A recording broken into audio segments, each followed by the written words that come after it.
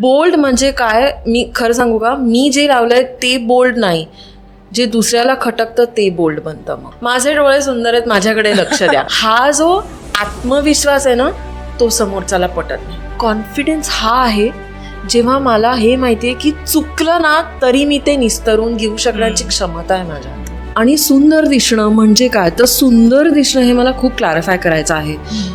एखादी व्यक्ती सुंदर दिसते म्हणजे काय, तर ती हेल्दी दिसते.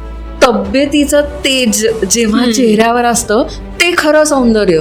तर ही आपल्या मनात लगेच ही धारणा येते, ही भयंकर खर्च करत असेल प्रॉडक्टवर, पार्लरातच वेळ घालवत असेल, किंवा सकाळी हिला किती वेळ आहे फ्री बाई की एवढं सगळं तयार होऊन हे करते.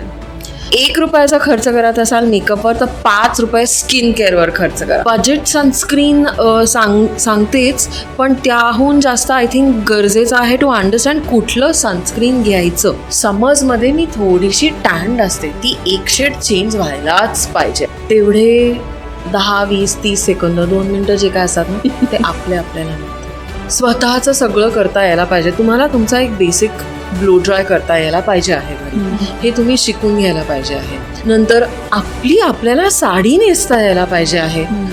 अरे मला घालायला काहीच नाही आहे, जरी माझं कपाट ओसांडून वाहतं आहे, हा प्रश्न तुमचा सुटेल.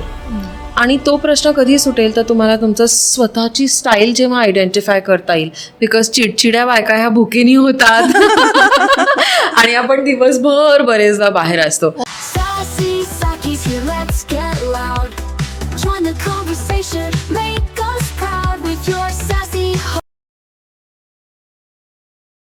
नमस्कार, सॅसी सखीमध्ये आपलं पुन्हा एकदा स्वागत आहे. सध्या फेस्टिव्ह सीझन सुरू होतो आहे आणि फेस्टिव्ह सीझन म्हटला की महिलांचा गेटिंग ड्रेस्ड अप, गेटिंग रेडीवाला फेज, आणि त्यामध्ये मेकअपचा खूप महत्त्वाचा रोल आहे. खरं सांगायचं तर मेकअप हा फक्त बाहेरून सुंदर दिसण्यासाठी नाही, तर डीप डाऊन तो कुठेतरी तुमचा कॉन्फिडन्स वाढवण्यासाठीही महत्त्वाचा असतो.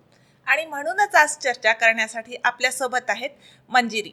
Manjiri is a soft skill trainer and a style coach. She is a founder of Antara by Manjiri brand, where they offer different styling courses. Welcome, Manjiri.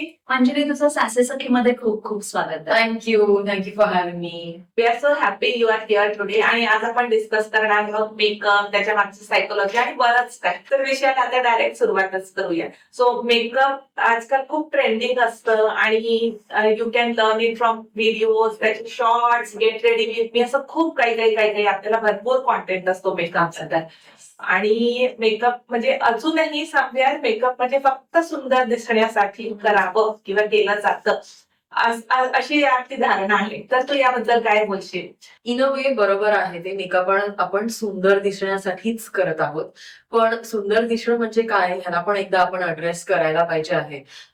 Makeup जो आहे तो आपले जे फीचर्स आहेत त्याला आपण एनहान्स करायसाठी हे करतो, आणि जेणेकरून नजर आपल्यावर खिळून राहील आणि त्यांनी इम्पॅक्ट वाढेल. आपण जे कृती करतो आहे त्याचा, जी कृती करतो आहे त्याला साजेसा तो मेकअप पाहिजे, हे मेकअपचं उद्दिष्ट पाहिजे आहे. फॉर एक्झाम्पल मी तुम्हाला सांगते, भरतनाट्यमचे डान्सर्स असतात, त्यांचा आय मेकअप खूप वेगळ्या प्रकारचा असतो. उद्या मी बोर्डरूममध्ये जाऊन काही डिलिव्हर करणार असेल, त्याचा मेकअप मी तसा करणार नाही, त्याचा मेकअप मी खूप वेगळा करेन.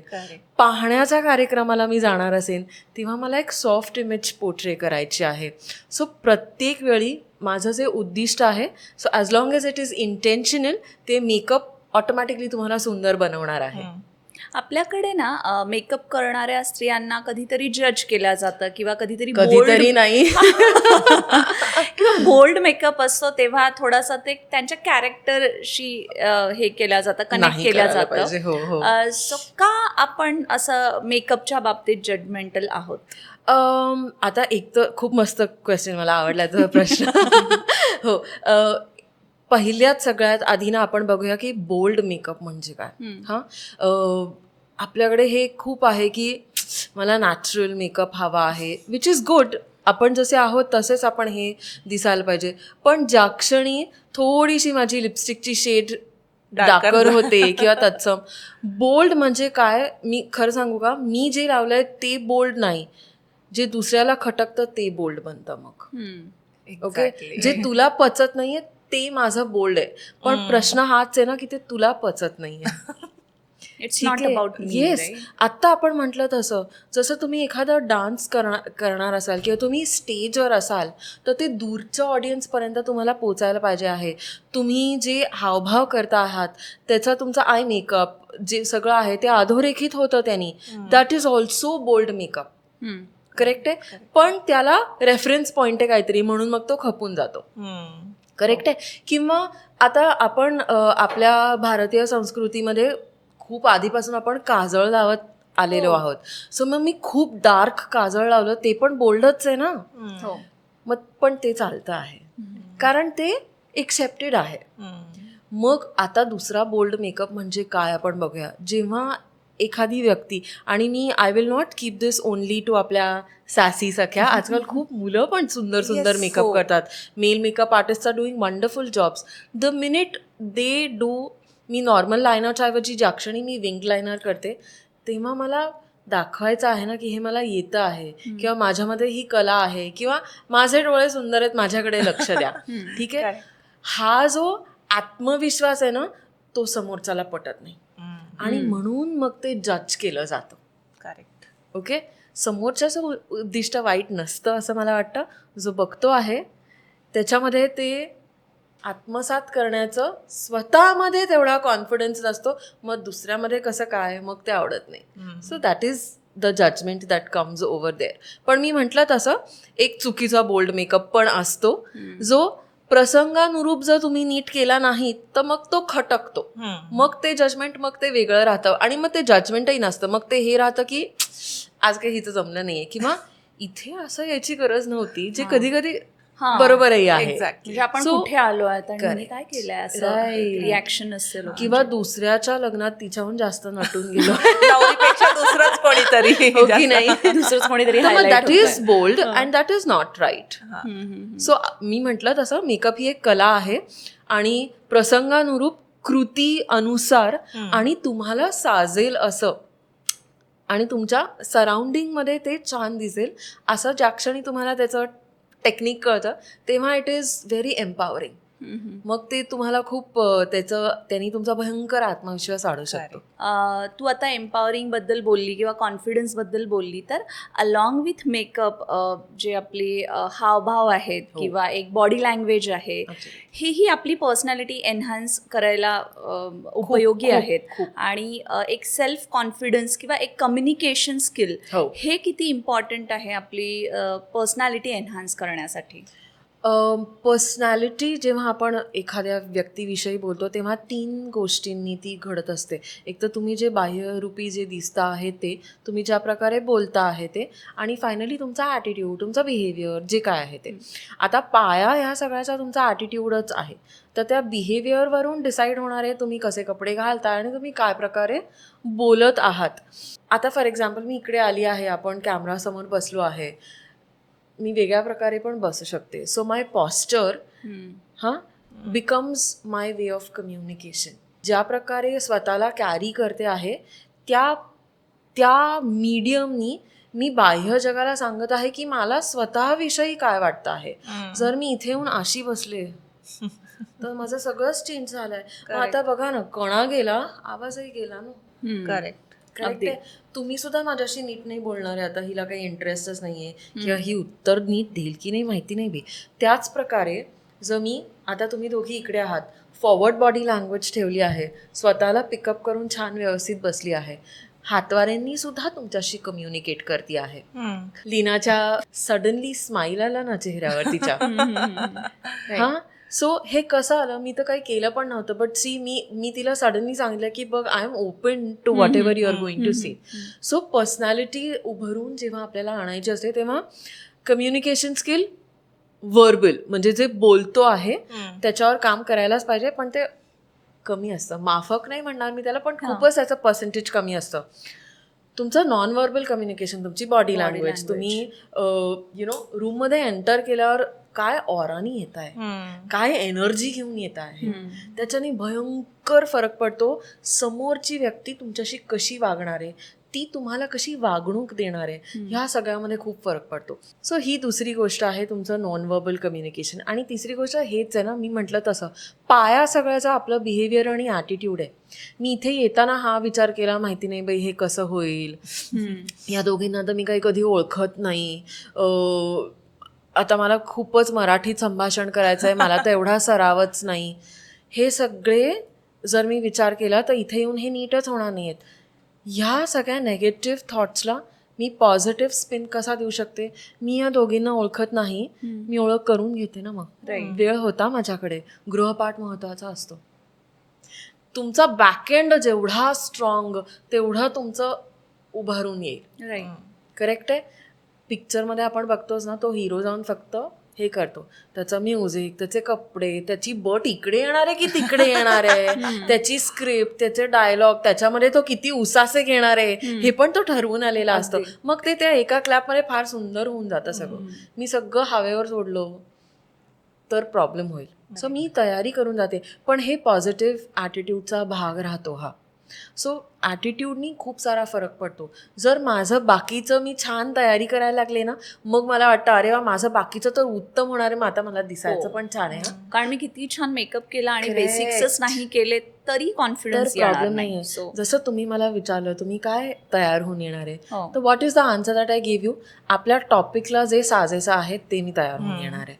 हां, सो मी म्हटलं तसं जी आपण कृती करतो आहे, anything and everything has to work towards enhancing the productivity of the activity that you are going to do. Now, whether it is your behavior, your clothing, the way that you are speaking, your attitude, जे काय असेल. So जसं तू म्हणाली की body language also matters a lot, तर micro expressions definitely खूप important आहे तुमची पर्सनॅलिटीसाठी. So give me something. How should be my body language if I'm entering a room, that I own the room, that confidence in everything? एक तर गंमत अशी आहे ना, fake it till you make it. हा, आणि हे it sounds very artificial but it works. कारण एक दिवस उठून मी सडनली कॉन्फिडेंट नाही बनणार आहे ना. कॉन्फिडन्स कुठून येणार आहे? कॉन्फिडन्स ह्यानी येणार नाही आहे की मी सगळं हे तयारी करून जाईल. कॉन्फिडन्स हा आहे जेव्हा मला हे माहिती आहे की चुकलं ना तरी मी ते निस्तरून घेऊ शकण्याची क्षमता आहे माझ्यात. Right. That is what gives me the confidence to own a room. आणि करता करता येईलच. आणि मी म्हटलं तसं स्वतःचा अभ्यास खूप गरजेचा आहे. मी तुम्हाला विविध प्रश्न विचारले इकडे याच्या आधी, तुमचे अँगल्स कुठले आहेत. करेक्ट आहे. मला माहिती आहे मला कुठला अँगल सूट होतो आहे. समजा तुमच्या उत्तरात असं आलं की नाही आहे, मला जो साजेसा आहे त्याप्रमाणे आपले कॅमेरा अँगल्स नाही आहेत, विच इज ओके. मग आता मी त्या मेकअपचा आधार घेणार आहे आणि समजा माझी ही बाजू चांगली नाही आहे, ही बाजू चांगली आहे, तर I am going to make sure की मी ही व्यवस्थित दिसते. इथे येऊन हो का, मग इथून का, पण अहो नाही हो मला इकडूनच चांगलं दिसतं, मग न त्यांनी फोटोज नाही माझे नीट काढले. तिथपासूनच सुरुवात होतीये माझी सगळी. खरं मी इतकी चांगली तयार होऊन गेले होते, ह्या बायकांना सांगता नाही आलं का आधी. माझ्यावर जेव्हा कंट्रोल नसतो तेव्हा मी ब्लेम दुसऱ्यावर शिफ्ट करत जाते. राईट. मग मी बाह्य फॅक्टर्सला कारणीभूत ठरवते फॉर माय फेल्युअर. करेक्ट आहे. का नाही तुझे आले चांगले फोटोज? तुला लाईट, कॅमेरा, एक्सप्रेशन, मेकअप, तुझी स्किन सेटिंग नाही माहिती आहे ना, हो की नाही. आणि समजा हे सगळं करून तरी फोटो नाहीच आला चांगला, तरी ह्याच्यात आनंदी राहता यायला पाहिजे की पण मी खरंच खूप छान दिसत आणि मला ते माहिती आहे आणि मला त्या दिवशी खूप मजा आली. Enjoy the process. एक्झॅक्टली. आणि ते दिसतं तुमच्या चेहऱ्यावरती दिसतं. आपण म्हणतो ना happy girl make the prettiest. That is the thing, right? So yes. Makeup करण्यामागे काही सायकोलॉजिकल कनेक्शन आहे का? Absolutely. Makeup is an extension of your personality and your expression. Okay. का मला असं वाटतं की आज मला वेगळ्या रंगाची लिपस्टिक लावायची, ते का ते मूडवर डिपेंडेंट आहे ना. That is your psychology. The fact की तुम्हाला एक्सप्रेस करायचं मन होतं आहे हेच सायकॉलॉजी आहे त्याच्या मागची. जेव्हा छान वाटत नसतं तेव्हा बुचडा बांधून पायजामे घालून बसतोच की तयार आपण पण घरी. नाही होत कधी कधी. Exactly. पण तेच मी म्हणते, जेव्हा खराब वाटत असतं तेव्हा आपण जर छान तयार झालो, थोडंसं लावलं काहीतरी काजळ मेकअप आणि असं सगळं, तर इन्स्टंटली मूड पण अपलिफ्ट होतो. पूर्वीच्या काळी आपल्या आज्या सांगायच्या ना, जरा तोंड धुवून वेणीफणी करून बस, बरं वाटेल तुला. तेच आहे ना. मगाशी तुम्ही प्रश्न विचारला, त्याच्यात मला डेफिनेटली हे ऍड करायचं होतं. मेकअपचं उद्दिष्ट काय आहे आणि सुंदर दिसणं म्हणजे काय? तर सुंदर दिसणं हे मला खूप क्लॅरिफाय करायचं आहे. एखादी व्यक्ती सुंदर दिसते म्हणजे काय? तर ती हेल्दी दिसते. बाकी इज जस्ट सब्जेक्टिव्ह. जेव्हा तुमच्याकडे बघून प्रसन्न वाटतं, जेव्हा तुमच्याकडे बघून आत्मविश्वास येतो की हिला जर एखादं काम दिलं तर ती पूर्ण पाडेल, कारण तिच्यामध्ये मला ती क्षमता दिसती आहे. सो तब्येतीचं तेज जेव्हा चेहऱ्यावर असतं ते खरं सौंदर्य, दुसरं काहीच नाही. पण आता दैनंदिन आपलं जे जीवन असतं, आपली जी भागादौडीची हे असते, 100 गोष्टी आपण करत असतो, रात्री रीलं बघत असतो, त्यांनी येणारे डोळ्याची वर्तुळं, पोल्युशन, खूप काय काय घडत असतं. So it is not possible for me to always have that healthy skin. म्हणून मग मी थोडासा मेकअपचा हे घेते, मग आपण थोडं ब्लश करतो आणि असं सगळं करतो. ते सौंदर्य हेल्दी लुक आणण्यासाठी. दॅट इज द, आणि ती सुद्धा मेकअपची सायकॉलॉजी आहे तुमची, की मला फ्रेश दिसायचं आहे. Okay, so that's about it. Okay. आणि मेकअप बद्दल ना, सम पीपल आर लाईक मला खूपच बाई मला जमतच नाही अशा ह्याच्यात असतात किंवा वेळ मिळत नाही. मला वेळ मिळत नाही हे चांगलं वाक्य आहे. हिला बरा वेळ मिळतो ते नाहीये. हे खूप असतं ना. एक आपल्याकडे आपण बघतो एखादी छान कधी तयार होऊन आली, एस्पेशली अशा घोळक्यात समजा जर ती आली जिथे 4 बायकांनी नाही केलेला आणि ही करून आली आहे, तर मोर ऑफन दॅन नॉट तिला हे रिमार्क्स मिळतात की बराच वेळ दिसतोय ह्याच्याकडे. किंवा वारंवार जेव्हा एखादी स्त्री सुंदर तयार होऊन येते, म्हणजे वारंवार म्हणते मी, एकदाच नाही, तर ही आपल्या मनात लगेच ही धारणा येते, ही भयंकर खर्च करत असेल प्रॉडक्टवर, पार्लरातच वेळ घालवत असेल, किंवा सकाळी हिला किती वेळ आहे फ्री बाई की एवढं सगळं तयार होऊन हे करते.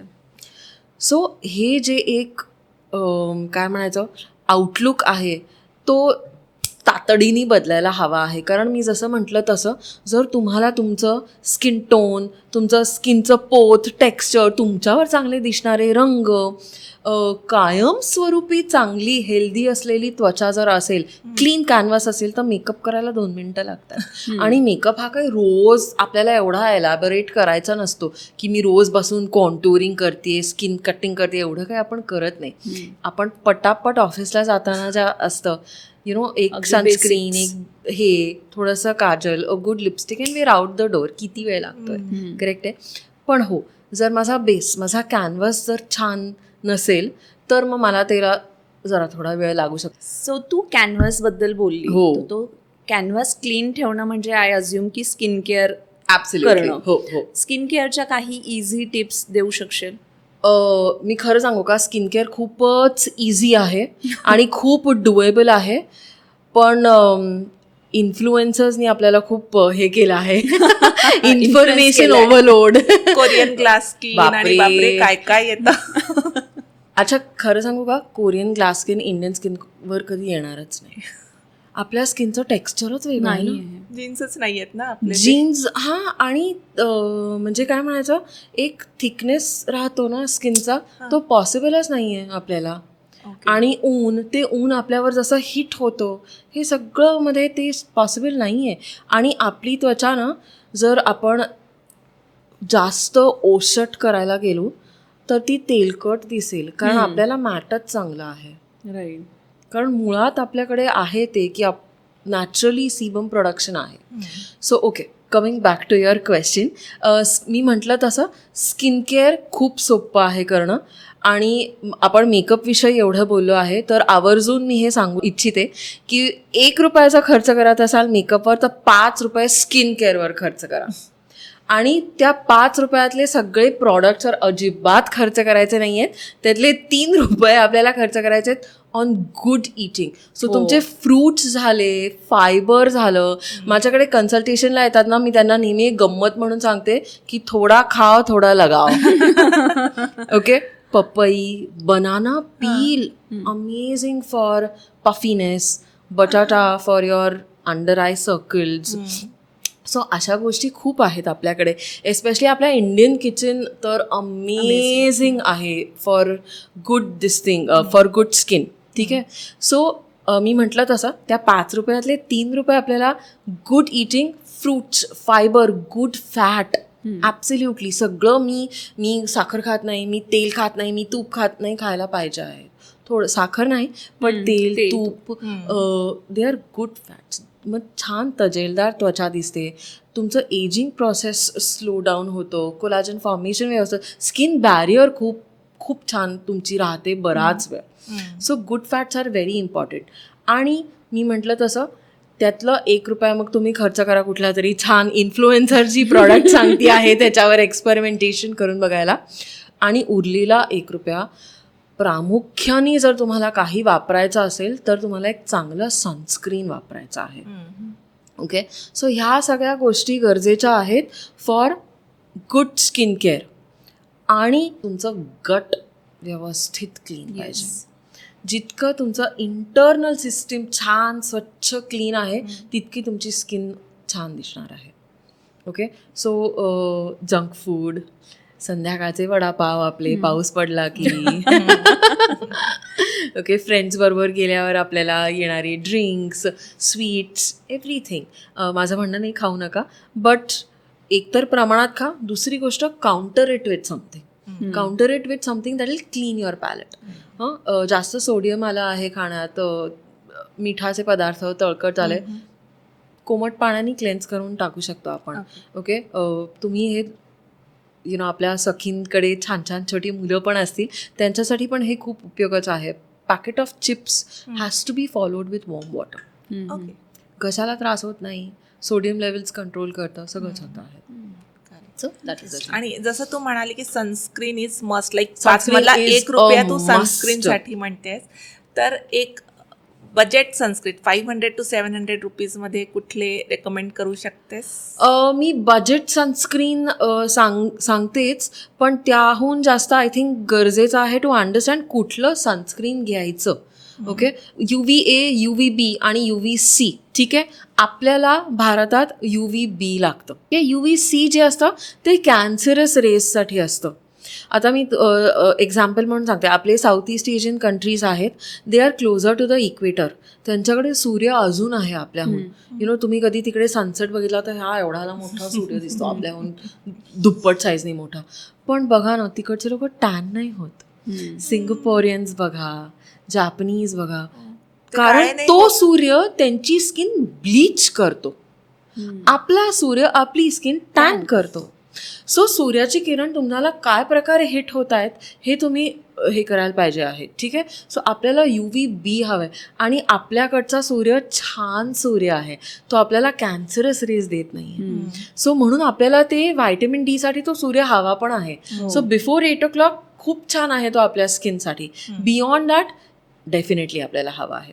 सो UVB वाला सनस्क्रीन हवा आहे, ब्रॉड स्पेक्ट्रमचा हवा आहे, कारण आपल्याकडे डेलाईट खूप वेळ असतो. आणि मग त्याच्यावर एक PA++ फोटो लाईटिंग जे असतं त्याचं पण हवं आहे. फॉर एक्झाम्पल आता हे लाईट्स बघा, स्क्रीन लाईट्स आपले जे येतात, सगळेजण आपण कम्प्युटरवर कामं करतो, रात्री स्क्रीन बघतो, आयपॅड, फोन, त्यांनी सुद्धा फोटो एजिंग होतं. सो ते सुद्धा कवर करणारा हवा आहे. सो यू वॉन्ट UVB साधारण एक 40 ते 50 स्पेक्ट्रमचं हवा आहे आपल्याला. ओके, पावसाळ्यात लावायचं नाही का, थंडीत लावायचं नाही का, असा प्रश्न असतो. तर माझा प्रश्न हा आहे की पावसाळ्यात सूर्य नाही आहे, तो तुम्हाला दिसत नाही, तो सूर्य आहे. नाही, तो आहे. ओके, पण मग तेव्हा चेंज करायचं आहे आपल्याला की जे कमी ओशट असेल. सो सनस्क्रीन बघतानाचे काही नियम हे आहेत. UVB broad spectrum photo ageing सुद्धा कव्हर करणारा, नॉन कॉमेडोजेनिक आणि नॉन ग्रेइंग इफेक्ट असे 5 गोष्टी तुम्हाला सनस्क्रीन घेताना बघायचे आहेत. न्यूट्रिजिना एक फार सुंदर ब्रँड आहे. खूप लाईट सुंदर सनस्क्रीन्स मिळतात. डॉट अँड की फार सुंदर बनवतो. लाईट आहेत, मॉइश्चरायझिंग आहेत. सो हे सगळे तुम्हाला मेकअपच्या खाली पण छान जमून जातं ते सगळं. असं एखादं काय म्हणायचं बीबी क्रीम बघा ज्याच्यामध्ये स्वतःमध्ये हे आहे, काय म्हणायचं सनस्क्रीन आहे. लॅक्मी खूप budget friendly 9 to 5 girlies, corporate गर्लीजसाठी it is a very good brand.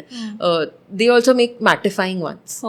Indians आपल्या स्किनसाठी खूप छान आहे ते. समरमध्ये फक्त एक गोष्ट लक्षात घ्यायला पाहिजे आहे की थंडीमध्ये वापरण्याचं सनस्क्रीन, पावसाळ्यातलं आणि उन्हाळ्यातलं ह्याचं कॉम्पोजिशन वेगळं वेगळं हवं आहे. एकच ते घेऊन वापरलंय हे पण बऱ्याच जणांना माहिती नसावं. So that is the biggest skin care thing that I want to talk about. एक ठामठोक प्रोडक्ट असतो आणि तो वर्षभर वापरला जातो. नाही ना. तुम्ही सेम भाजी वर्षभर खाताय का? सेम फळ वर्षभर खाताय का? नाही. कारण उन्हाळ्यात जे लागतं, थंडीत जे लागतं ते वेगवेगळं आहे ना. मग स्किन पण तशीच आहे. जो फेसवॉश उन्हाळ्यात मी वापरते तो मॅटिफाईंग पाहिजे आहे, पोर क्लोजिंग पाहिजे आहे आणि इंटेन्सिव्ह क्लिनिंग पाहिजे आहे. कारण डर्ट, ग्राईम, सीबम सगळंच उन्हाळ्यात हे होत आहे. आता मी तोच जर थंडीत वापरला तर तो कोरडं करणार आहे, मला शुष्क करणार आहे ते सगळं. ओके. सो क्लॅरिफाईंग काहीतरी आपण समरमध्ये वापरायचं आहे, पण फोम बेस्ड जे नॉन ड्राईंग आहे ते आपण थंडीत वापरायचं आहे.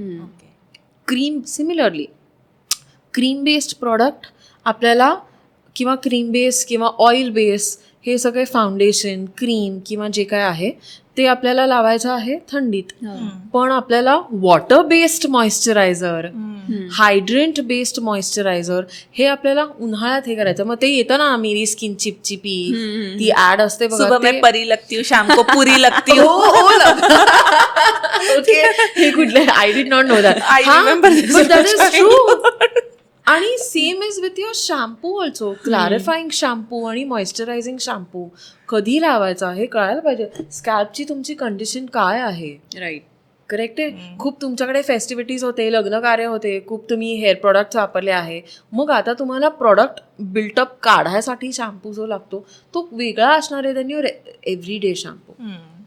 सो ह्या सगळ्या गोष्टी स्किन केअरमध्ये एस्पेशली जाणून घ्यायला पाहिजेत. सेम मेकअपमध्ये सुद्धा फाउंडेशन एक मी कुठलं तरी वापरते, ते एक माझ्याकडे असतं वर्षभर तेच. वर्षभर नाही, वर्षानुवर्ष संपतच नाही. एस्पेशली एल्डर जनरेशन जी आहे ना त्यांना तर ते एकच वापरतात. ती एक माझी ती यायची बाटली मला तीच हवी आहे. अगं पण तुम्ही वयाने वाढल्या आहात, तुमचं स्किनचं जे आहे टेक्स्चर ते बदललं आहे, तुमचं बाहेरून दिसणारा जो रंग आहे तो बदलला आहे, तुझी स्किन केअर बदलली आहे इतके वर्षात, खाणं पिणं, व्यायाम, बाहेरचं पोल्युशन सगळंच बदललं आहे की मग ते तेव्हा मिळायचं तेच मी अजूनही लावते. मग आता मला मजा येत नाही हा माझ्या तयार होण्यात. तेव्हा जी मी दिसायचे हो पण मग ते आताही सुंदरच दिसणार आहे, पण बाकीच्या गोष्टी बदलायला पाहिजेत ना त्याच्याबरोबर. सो अगेन समर्समध्ये मी थोडीशी टॅन्ड असते, ती एक शेड चेंज व्हायलाच पाहिजे आहे असं आहे. समरमध्ये मला जास्त घाम येतो आहे, मी खाली जी स्किन केअर लावलेली आहे ती वेगळी आहे, त्याच्यावर बसणार जे फाउंडेशन बसतं आहे त्याची पकड वेगळी असणार आहे. मग ते घामानी मग ते माझा मेकअप ओघळतो, मग मी करतच नाही. हे सगळे खूप बेसिक्स आहेत, हे क्लिअर व्हायला पाहिजे आहेत. सो आपला स्टायलिंगचा कोर्स आहे त्याच्यामध्ये हे सगळं खूप मस्त बेसिक्स आपण क्लिअर करतो. मग then we move on to चला मग आता मेकअप शिकूया. सो ते आहे. सो स्किन केअरचं तुम्ही म्हणालात काय लागतं, तर ऑल ऑफ दीज थिंग्स. तू म्हणालीस की स्किन केअर अगदी सोपं आहे, मग ते 10 स्टेप रुटीन करायला पाहिजे की नको? नाही, अजिबात नाही. ओके. मी हे पण एक सांगते, आपण खूप मस्त तुम्ही मला प्रश्न केले आहेत सायकॉलॉजी अबाउट मेकअप, तसं मी सांगते आता psychology about skin care also. ते बाहेरून जेव्हा मला कळतं आहे ना की 10 स्टेप करायचं आहे, मग काय होतं, मी 0 स्टेप्स करते बिकॉज देन सायकोलॉजी, बापरे एवढं नाही होणार माझ्याच्यानी, मग मग जाऊ दे, मग मी करतच नाही. एवढं करायची गरजच नाही आहे. खूप बेसिक, खूप प्रभावशाली छान हे घडू शकतं. एक तर छान क्लेन्स करायला हवं आहे. त्याच्याविषयी मी सांगते, डबल क्लेन्झिंग खूप पॉप्युलर आहे आजकाल. कधी करावं, हेवी मेकअप केला असेल ना तेव्हा डबल क्लेन्झिंग करावं. रोज डबल क्लेन्झिंगची गरज अजिबात नाही आहे. स्वच्छ चेहरा धुवून फक्त एवढंच आहे, साबण लावू नये चेहऱ्याला. माइल्ड क्लेन्झर एखादं जे काय असेल. सो क्लेन्झिंग झालं तुमचं. टोनिंग, आपण ज्याला CTM हे म्हणतो, बेसिक. सो क्लेन्झिंग, टोनिंग आणि मॉइश्चरायझिंग. टोनिंगची सुद्धा मी म्हणते खरं तर खूप गरज नाहीये. आणि मग जर टोनर लावायचं असेल ना तर काहीतरी करेक्टिव्ह टोनर लावावं. करेक्टिव्ह म्हणजे कसं, समजा मला पिंपल आहे तर मग मी काहीतरी सॅलिसिलिक ॲसिड टोनर लावला आहे, किंवा डाग धब्बे राहिले आहेत तर मग मी ग्लायकॉलिकवाला लावलं आहे. सो ते 2-3 स्टेप एका ह्याच्यात होऊन जातात. मल्टी यूज प्रोडक्ट्स फार छान असतात. सो स्किन केअर सोपीच ठेवायला हवी आहे, कारण 2दा आपण करतो ती कधी, एकदा सकाळी उठून दिवस सुरू करायचा असतो तेव्हाही वेळ नसतो, आयदर आपण ऑफिसला धावत असतो किंवा घरचं काहीतरी करायचं असतं, आणि दुसरी गोष्ट झोपायच्या आधी करतो तेव्हाही आपण दमलेलो असतो. तर जितकं ते लांबवाल तितकं त्याच्यात प्रॉब्लेम्स येतील. So cleansing, toning, moisturising. ठीक आहे, मॉइश्चरायझरसुद्धा जी स्किनला व्यवस्थित आहे. अगेन मल्टी यूज जे आहे ते. मग आता सेरम लावायचं की नाही, एक सेरम असतं, एक इसेन्स असतो, एक मायक्रो इसेन्स असतो. नको आपल्याला इतकं सगळं. एक छानसं heavy duty moisturiser for mature skin आणि a good light moisturiser for the younger audience, तेवढं आपल्याला पुरत असतं. आणि वन्स अ वीक तुम्ही काहीतरी मास्क किंवा थोडंसं एक्सफोलिएशन असा त्याच्यात तुम्ही ॲड करू शकता. बाकी कशाचीही गरज पडत नाही. डिस्टन्स मॅनेजेबल एवढं. Yes, it is manageable. 10 steps म्हटलं की त्या सांग. 10 स्टेप्स करायचे आहेत ना, मी ते म्हणते ते चालायचे करा, त्यांनी खूप छान ग्लो येणार आहे. सो एक्सरसाइज, क्लीन गट, good eating habits, good sleeping habits and basic cleanliness, एवढंच हवं आहे छान स्किनसाठी. सो आपण स्किन केअर बद्दल एवढं बोललो, आणि ते मोस्टली छान दिसायसाठी होतं. राईट. पण स्किन केअर आपल्या पर्सनॅलिटीसाठी किती महत्वाचं आहे? खूप मस्त प्रश्न विचारला आहेस तो. Very deep. खूप महत्त्वाची आहे स्किन केअर. कारण सांगू का, तेवढे 10, 20, 30 सेकंद, 2 मिनटं जे काय असतात ना ते आपल्याला मिळतात. आणि मी जेव्हा ती रोजची सवय घडवते तेव्हा मी स्वतःला वेळ द्यायला शिकते, आणि ते खूप महत्वाचं आहे. आणि बाह्य असं फक्त काय म्हणायचं, सुपरफिशियल वाटतं स्किन केअर, नाही ते ॲक्च्युली खूप डीप आहे. सांगू का? कारण जेव्हा मी स्वतः सातत्याने ते करते तेव्हा it becomes self discipline. And do you know, self डिसिप्लिननी काय घडतं ते माझ्यासाठी फक्त नाही आहे, ते मी समोरच्याला पण सांगते की this is the way you are going to treat me. मग समोरच्याला पण ही सवय लागते, अच्छा ही हे रोज करते, एवढे हे 2 मिनटं हिला डिस्टर्ब नाही करायचं आहे. हा जो एक स्त्रीत्वाचा भाग आहे जिथे मी स्वतःसाठी बाउंड्री आखायला शिकते आहे, तो खूप महत्त्वाचा आहे. आणि ह्याच्यामध्ये मी हे केलेलं नाही आहे, ताणतणाव निर्माण केलेला नाही आहे. मी खूप काही फेमिनिझमचा प्रचार मोठमोठ्यांनी त्याच्याबद्दल बोलणं, कसा मला स्वतःसाठी वेळ हवा वगैरे केलेलं नाही. मी इतकं सुंदर सॉफ्ट फेमिनिन एनर्जीनी केलेलं आहे. माझ्या ॲक्शन थ्रू बेसिकली दाखवलं की मी स्वतःची काळजी घेतेय. ह्याच्यामध्ये मी तुला हे दाखवतेय की बघ ना, मी स्वतःला रिस्पेक्ट करतेय. I would like for you also to respect me. आणि मग मी छान दिसते, मी ऑटोमॅटिकली छान वागते. आता मी जेव्हा छान वागते ना तेव्हा मी दुसऱ्याला खूप छान फील करवते.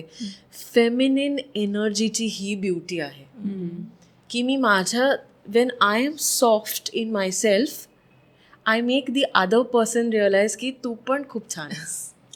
आणि मग जेव्हा दुसऱ्याला जाणवतं की मी पण छान आहे, मी ऑटोमॅटिकली तुला पण छान वागवायला लागते. सी द सर्कल मस्त ते बनत जातं मग. आणि म्हणून स्किन केअर किती एम्पॉवरिंग आहे आहे ना? Exactly. किती Truly खूपच छोटीशी गोष्ट आहे ती, पण केवढा मोठा इम्पॅक्ट आहे त्याचा तो. सो सायकोलॉजिकल त्याचा इम्पॅक्ट काय, पर्सनॅलिटीवर त्याचा तुमचा इम्पॅक्ट काय, हो, कारण की स्किन केअर म्हटलं की ते फक्त दिसायसाठी असतं असं असं वाटतं. अशी नाही नाही. जनरली. आणि म्हणून मी म्हटलं तसं आपण आपल्या सख्यांसाठी तर हा पॉडकास्ट आहेच आहे, पण even men who are doing it किंवा त्यांचं पण जे काही रुटीन असतं, you know, they'll brush, they'll clean up, त्यांचं आफ्टर शेव जे काय असं, you are going to meet whoever you are meeting, especially जर नाईट टाईम रुटीन असेल तर you are carrying that beautiful welcoming positive energy into your bedroom. आणि मग तिथे जे काही रिलेशनशिप बिल्ड होतं ते घर बहरवून टाकतं तुमचं सगळं. करेक्ट आहे. सो ओव्हरऑलच ना लुकिंग गुड इज एक्सपेन्सिव्ह असं वाटतं काही लोकांना की मी हो, makeup छान दिसायचं करतेय, म्हणजे छान मग खूप कपडे पैसे घालते. हा, म्हणजे लागतील त्याला त्याला. पैसे लागतात. करेक्ट आहे. काय सांगशील याबद्दल? It is as expensive as you can want it to be. जर मला त्याला पैसे खर्चच करायचे आहेत तर हो ते आहे, पण मला न पैसे खर्च करता पण येणार आहे बरं का. फॉर एक्झाम्पल मी तुम्हाला सांगते, बरेचदा बायका पार्लरमध्ये जातात, हां, तो त्यांचा थोडासा एस्केपही राहतो. हो. तेवढा है ना? इंटरेस्ट तिथे- स्वतःसाठी. हो. तिथे थोडीशी जरा शांतपणे आपल्याला आपलं हे राहतं. सो मग तो एक्सपेन्स जो आहे तो it is not just about looking good, but it is about feeling calm and good. ठीक आहे. पण मी हे कुठल्याही मुलीला हे सांगेन की जसं आपण पर्सनॅलिटीबद्दल बोलतो आहे, तर स्ट्रॉंग पर्सनॅलिटीची जी व्यक्ती असते, जिला स्वतःबद्दल सगळं माहिती असतं, ती जरा थोडी स्वयंभू पण असते. बायकांना मला असं वाटतं स्वतःचं सगळं करता यायला पाहिजे. तुम्हाला तुमचा एक बेसिक ब्लो ड्राय करता यायला पाहिजे आहे घरी, हे तुम्ही शिकून घ्यायला पाहिजे आहे. मग आता तुम्ही यूट्यूब बघा आणि इन्फ्लुएन्सर्स बघा आणि ते काय करतायत ते बघा, हां, ते करा. नंतर आपल्याला साडी नेसता यायला पाहिजे आहे. किती जणी मी कॉर्पोरेट्सला इव्हेंट्सला जाते ना, हो, मला आज मला साडीच आईनी नेसता येत नाही. नेसवून दिली, हो. शेजारच्या काकूंनी नेसवून दिली, मला यायला उशीर झाला कारण मला पार्लरमध्ये जायचं होतं साडी नेसून. नेसायला. नाही, you have to be able to do it. हा बिईंग अ वुमन हा तुमचा काय म्हणायचं, इट इज युअर स्ट्रेंथ. अगदी. करेक्ट आहे. सो तुम्हाला एक बेसिक तुम्हाला मेकअप, तुमचं ब्लो ड्राय, तुम्हाला नेल्स, मॅनिक्युअर, पेडिक्युअर, माझं म्हणणं नाही ते अगदी पार्लरसारखं सुपिरियर क्वालिटीचं पाहिजे, but where you look well groomed. Okay. जसं आपण म्हटलं की सुंदर दिसणं म्हणजे काय, तर क्लीन दिसणं आणि हायजिनिक आणि हेल्दी दिसणं, हे तुम्हाला घरी अकम्प्लिश करताच आलं पाहिजे. मग त्याच्यावर पैसे खर्च करताची गरज नाही आहे. मॅनिक्युअर्स, ब्लो ड्रायज ह्याच्यावर एक्सपेन्स होतो. स्किन माझी चांगली दिसत नाही आहे तर आय वुड रेकमेंड की येस, पार्लर खूप छान आहेच आहे. पार्लरची मावशी दीदी आपल्याला सगळं छान करून देत असते, ती आपल्याला प्रेमाने करते ते सगळं. पण I would rather that you go to a dermatologist. Okay. Understand skin काय आहे आणि त्याला खाणं पिणं, औषधोपचार हे सगळं तुम्ही एक बेसिक करून मग तुम्ही, कारण ते तुमचं 5 इयर्सचं हे पुढे होऊन जातं. सो मी म्हटलं तसं छान दिसणं एक्सपेन्सिव्ह आहे का, प्रायमरीली नाही, पण मी त्याच्यावर जेवढं बिल्डअप करत जाईन तेवढं ते एक्सपेन्सिव्ह होत जाईल. ठीक आहे. Makeup products, skin care products, drugstore products are very pocket friendly. मी जर डॉक्टरकडे गेले आणि त्यांचा सल्ला घेतला तर एक बेन्झॉईल पेरॉक्साईड म्हणा, सॅलिसिलिक म्हणा, माझ्या पिंपलसाठी येणारं केमिस्टकडून घेतलेली ट्यूब 100 डोक्यावर पाणी 200 रुपयाची पडते. पण मी जेव्हा ॲक्ने फेशियल करायला जाते, okay, so that is the thing. So ते कळायला पाहिजे कुठे खर्च करायचा आणि कुठे नाही करायचा, आणि तो स्वेच्छेने घडायला हवा आहे. आज मला फॅन्सी फील करायचं, मला हवं आहे कोणतरी मला पॅम्पर करे, तो मी विलिंगली खर्च करते आहे, then that is a different thing. पण मला रोज छान जमत नाही आहे, मग माझा खर्च होतो आहे, दॅट शुडंट हॅपन.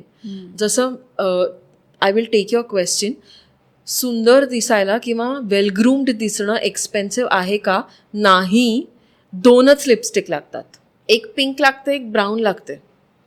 ठीक आहे. ती मिक्स केली की रेड बनते. त्याचे 2 कोट अप्लाय केले की डार्कर शेड बनते. ठीक आहे, त्या डार्कवर मी जेव्हा लाईट बनते तेव्हा ओम्ब्रे इफेक्ट बनतो. टेक्निक कळणं महत्त्वाचं आहे तुम्हाला. ओके, आणि त्याच्यासाठी training is very important. So you don't need a lot of makeup products. Absolutely not. माझ्याकडे फाउंडेशन आहे, माझ्याकडे मॉइश्चरायझर आहे. मी दोन्ही मिक्स केलं की टिंटेड फाउंडेशन म्हणजे माझं. अजून काय हवं आहे? पण हाऊसच जर ह्याची आहे की रात्री बसून ॲड टू कार्टच करायचं आहे तर it is expensive. And now your psychology comes into play. मी डूम स्क्रोलिंग करते तसं मी डूम शॉपिंग पण करते. ती गरज माझी स्किनची नाही आहे, ती माझी इमोशनल गरज आहे. जेव्हा काहीतरी नवीन सातत्याने लागतं आहे, that is a psychological need that you need to address. तो एक वेगळा टॉपिक आहे, त्याच्यावर आपण वेगळा पॉडकास्ट करू. ओके. एक्सपेन्सिव्ह नाही आहे, पण काही काही गोष्टी जसं जेल नेल्स झाले किंवा हे आजकाल खूपच ट्रेंडिंग आहे, त्याचे बरेच सलून्स आहे आणि ते एक्सपेन्सिव्ह आहे actually. So if somebody wants की नाही मला माझे नख छान सुंदर दिसायला हवे आहेत, but I don't want to spend that much. पण मी तेच सांगते ना, हे बघ काय होतं माहिती आहे का, आपण वावत जातो आणि वावत जातो कसं, मग इंडिव्हिज्युअलिटी पण आपली निघून जाते. सगळे करतायत म्हणून मी ही गोष्ट करते. करेक्ट आहे. मग मी नाही केलं तर मग मी कमी दिसेन किंवा मी मागे पडेन, ही एक भीती राहते. सो ते नको आहेत आणि मग त्यांनी एक्सपेन्सेस वाढतात. So expenses are increasing with the need to belong. आता जेल नेल्सचं एक्झाम्पल घे. मी म्हटलं तसं चांगलं दिसणं is about looking healthy, right? So all you need are well trimmed nails. Correct. आता तुझे you are not wearing any nail polish, पण ते तू फाईल करून आणली आहेस nails, your nails are clean, त्याच्यामध्ये घाण नाही अडकलेली आहे, गरजच नाही आहे. म्हणून मी म्हटलं घरी बेसिक एक मॅनिक्युअर मला करता यायला पाहिजे. कुठलंही नेल पॉलिश मला त्याला लावता यायला पाहिजे. खूपच ही एक काय म्हणायचं मिनिमल हे आहे. नाही लावलं ना नेल पॉलिश काही हरकत नाही. क्लिअर जेल नेल पॉलिश लावा, त्यांनी नेल्स हेल्दी दिसतील. ते पण नाही करायचं आहे तरी हरकत नाही आहे. वेल ट्रिम्ड नेल्स, ज्याचे क्युटिकल्स नाही आहेत, नेल बेड क्लीन आहे आणि सुंदर मॉइश्चराइज्ड हात आहेत, ह्यानी पण तुम्ही छानच दिसणार आहे. ओके. सो अजिबात जेल नेल्सची गरज नाही आहे. काहीतरी कार्य आहे तुमच्या घरी म्हणून तुम्ही केलं आहे, that is a different thing. But on a daily basis काहीच गरज नाही आहे. सो अशाने एक्सपेन्स वाढत आहेत. सिमिलरली क्लोदिंग ऑल्सो लाईक हो. Depends brand to brand. खूप एक्सपेन्सिव्ह असतात, खूप रिझनेबल पण घेऊ शकतात. हो. But just because something is very expensive does not mean की तुमच्यावर छानच दिसेल. अजिबातच गरज नाही, अजिबातच गरज नाही. कारण तुम्ही ते कसं कॅरी करताय. एक्सपेन्सिव्ह क्लोदिंग आयटम तुम्ही जर नीट स्टाईल नाही केला ना तर त्याची मजाच निघून जाणार आहे. Actually it will not make any sense. पण तेच तुम्ही साधं सुद्धा जे काय घातलं आहे ब्रँडेडचं तर जाऊच दे. एक्सपेन्सिव्ह कशाने होतं मी तुम्हाला सांगते. You should not look for expensive thing, you should look for quality things. आणि मग ती क्वालिटी तुम्हाला जर कुठल्या तरी अशा दुकानात किंवा नावाखाली मिळत असेल जे खूप नावाजलेलं नाही आहे ना, तरी काहीच हरकत नाही आहे ना. Why do I need to say की हे घड्याळ या कंपनीचं आहे किंवा ही साडी मी इथून आणली आहे किंवा तत्सम. अजिबात गरज नाही आहे.